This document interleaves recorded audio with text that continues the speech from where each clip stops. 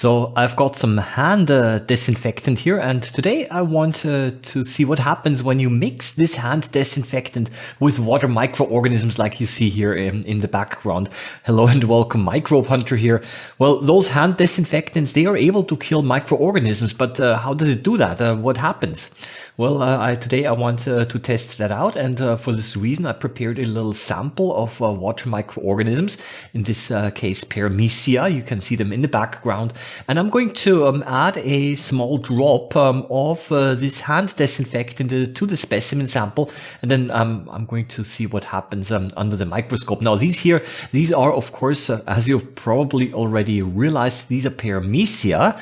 These are single-celled ciliates, and the disinfectant, when it contacts those ciliates, it does something to them, and I'd like to show this to you right now. So here we go again. Here they are, and I'm just going to add a small drop of this hand disinfectant to my microscope slide. Yep, here it goes, and look what happens. Well, they immediately start to kind of they start to dissolve, essentially. The movement stops, and look carefully what happens now to the cells, to the individual cells. They start to so-called lyse. Lysis means is that they pop open and the cell contents spills out, and then of course they're dead. Now, why does it happen? Okay, how is it possible that a disinfectant like this is able to break open the cells? And this has to do something with the substances that are in here. But yeah, let's have a look at it again, and then I'm going to look at it again at a slightly higher magnification as well. Well, when you look at the ingredients of disinfectants, you're going to realize there is of course alcohol in it, and also in many cases also a substance called hydrogen peroxide. And both of these substances collectively are able to kill off cells. Now let's have a look at slightly higher magnification here again.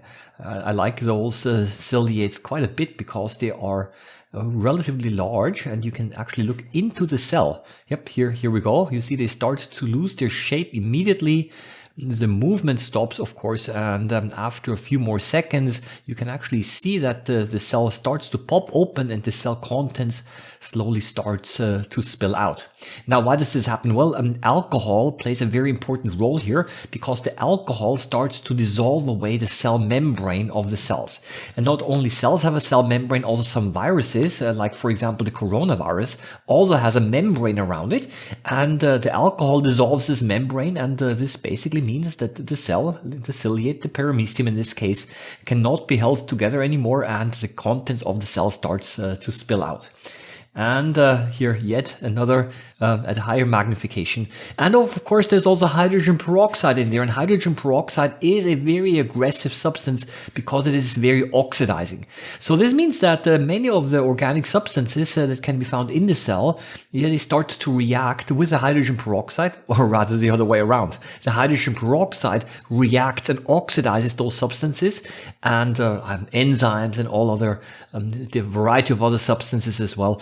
And as a consequence, those organic substances are not able to work anymore, and the cell dies as well. So if you, for example, in your bathroom, if you have a lot of fungus growing because it's too moist, well, then very often also disinfectants containing hydrogen peroxide also works quite well, because it indiscriminately starts to react with organic substances. And that's why you have to be careful also as well that those disinfectants, that they do not go into your eyes, because the hydrogen peroxide might actually also hurt your eyes a little bit here.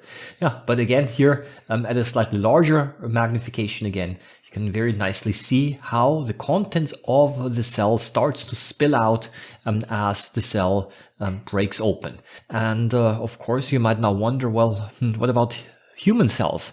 Why does it not hurt my fingers, okay, or my skin? And as a matter of fact, it does if you're using it too often.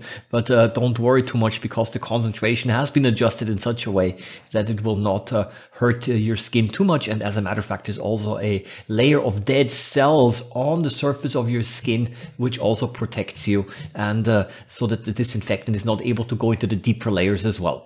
Well, I think I'm going to leave it at that today. I hope that the video was informative again for you, as I wish you all the best. Happy microbe hunting as always, and see you around next time, and bye bye.